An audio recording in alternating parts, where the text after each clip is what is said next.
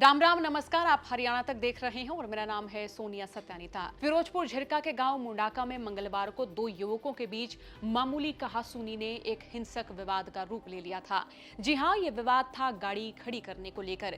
इस मामले में दो पक्ष हैं और दोनों के अपने अपने आरोप हैं, अपने अपने तर्क हैं। एक पक्ष है मुंडाका गाँव के समय सिंह सैनी का और दूसरा पक्ष है आरोपी नस्सी और लुकमान का।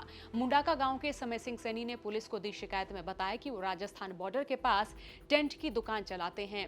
उनके दादा की रस्म पगड़ी का कार्यक्रम था, जिसके लिए वो मंगलवार शाम करीब 4:30 बजे ट्रैक्टर में टेंट का सामान लेकर गांव लौट रहे थे।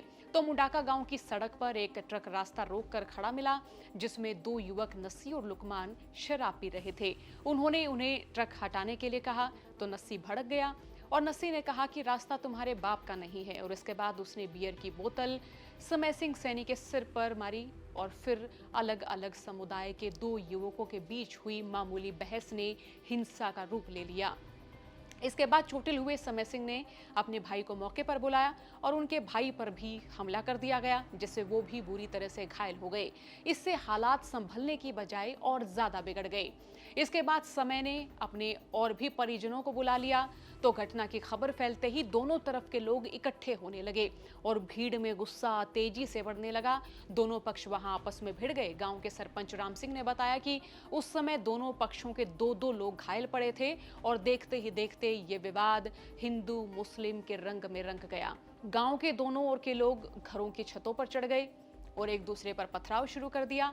कांच की बोतलें भी फेंकी जाने लगी। सड़क पर हर ओर टूटे कांच और पत्थरों का ढेर लग गया और गांव में दहशत का माहौल बन गया। गुस्साई भीड़ समय और उसके भाई पर हमला करने वाले आरोपियों के घर में घुस गई और उसकी बाइक बाहर लाकर सड़क पर आग के हवाले कर दी। तो फिर जवाब में नस्सी और लुकमान के पक्ष के लोगों ने हिंदू समुदाय की दुकानों में आग लगा दी। इससे आसपास के घरों में लोग खौफ से दरवाजे खिड़कियां बंद करने लगे।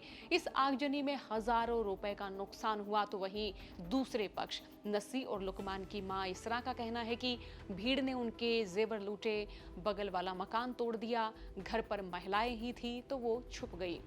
करीब 1.5 घंटे तक दोनों पक्षों में पथराव हुआ और ये आगजनी का सिलसिला चलता रहा। शुरू में स्थानीय पुलिस ने सबको समझाने की कोशिश की, लेकिन भीड़ काबू में नहीं आई। हालात तो इतने बिगड़ गए थे कि 5 थानों की पुलिस मौके पर बुलाई गई। इसमें राजस्थान बॉर्डर के थाने की टीम भी शामिल थी। तब जाकर स्थिति पर काबू पाया गया और दोनों पक्षों को समझाया गया, अलग किया गया। कुछ देर बाद ही पूरे गांव को छावनी में तब्दील कर दिया गया, जिससे एक बड़ा हादसा होने से टल गया।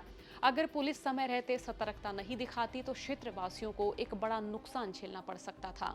दो पक्षों की हिंसक झड़प में पुलिस ने 5 आरोपी गिरफ्तार किए हैं और पुलिस ने करीब 40 लोगों के खिलाफ मुकदमा दर्ज किया है। मामले में 5 आरोपियों को गिरफ्तार किया गया था।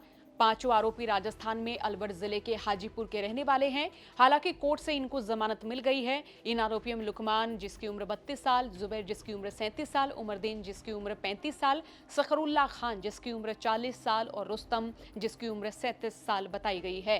तो वहीं पुलिस का ये कहना है कि बाकी फरार आरोपियों की तलाश के लिए 3 टीमें गठित की गई हैं। फिलहाल इलाके में अब माहौल शांतिपूर्ण है और हालात को देखते हुए सावधानी के तौर पर मौके पर पुलिस की 2 कंपनियां तैनात की गई हैं।